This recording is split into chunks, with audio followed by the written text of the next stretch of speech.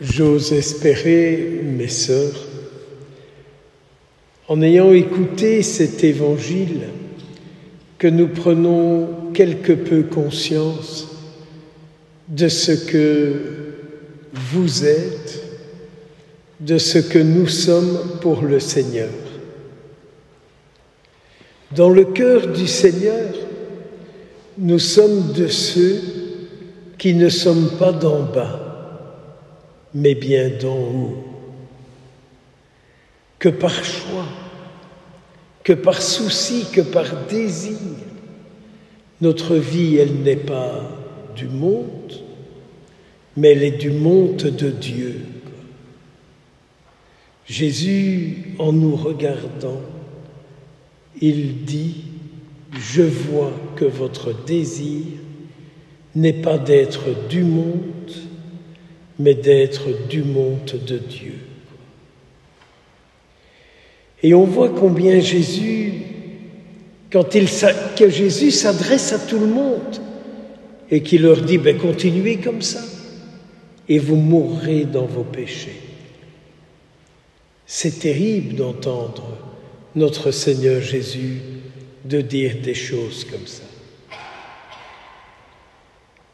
Et alors, il y a cette fameuse question, mais dis-nous un peu qui tu es.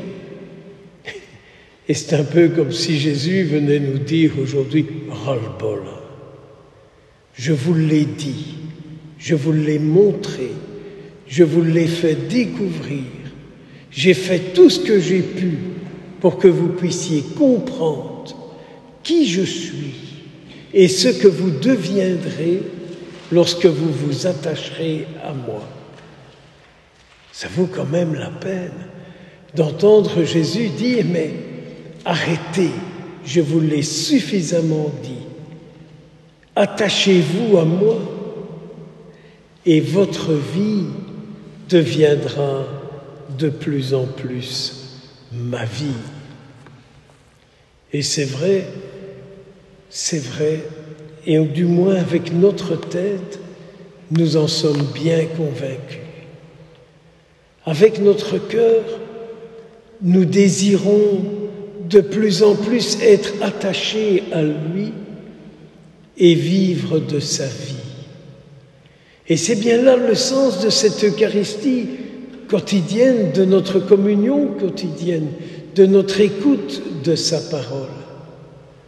Plus nous passons du temps avec lui, plus sa vie s'imprègne dans nos vies.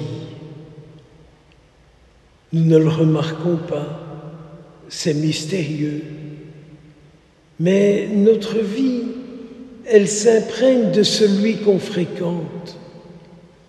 N'ayons pas peur de fréquenter Jésus, car il met sa vie dans notre vie, dans tous les domaines de nos vies, dans tous les recoins de nos vies. N'ayons pas peur de faire tout ce qui est en notre pouvoir pour que sa vie se répande dans nos vies. Mais nous sommes un peu comme ce peuple hébreu qui marche et en chemin on peut perdre courage. Quoi de plus normal que de perdre courage? Que de fois n'avons-nous pas envie de dire au Seigneur « Mais depuis le temps que je te demande cette grâce, depuis le temps que je te fais cette prière, et tu ne m'exauces pas. » Croyez-vous que le Seigneur nous en veut lorsque nous lui faisons quelques reproches? Mais est-ce vraiment des reproches? Ou est-ce une incompréhension? Pourquoi, Seigneur, tu ne réponds pas à nos demandes, à nos souhaits? Et j'aime beaucoup cette petite parole qui suit dans ce récit que nous venons d'entendre du livre des Nombres, où il est dit « Mais qu'ils regardent vers moi et ils vivront », je paraphrase.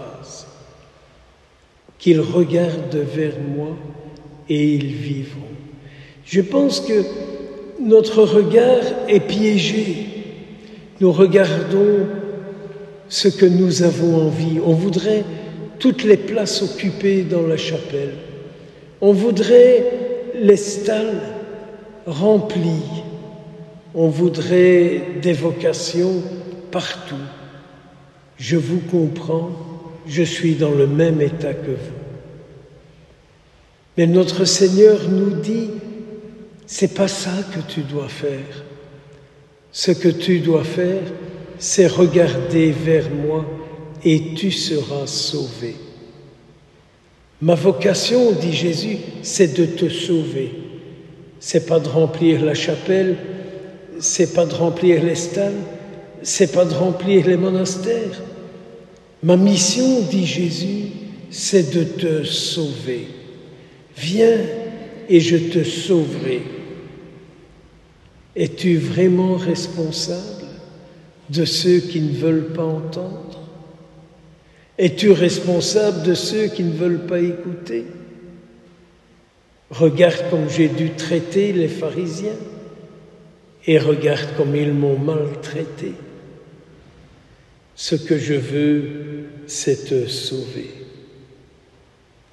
Et la fin de ce passage nous dit « Et il restait en vie, ce peuple ».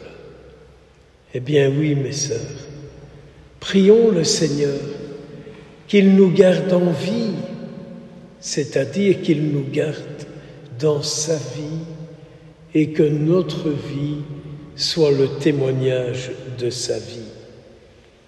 N'était-ce pas là l'oraison du début de cette Eucharistie?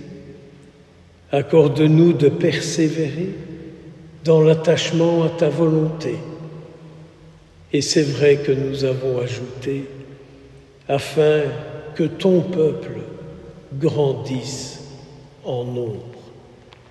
Seigneur, notre désir c'est toi, et rien que toi, viens, exauce-nous. Amen.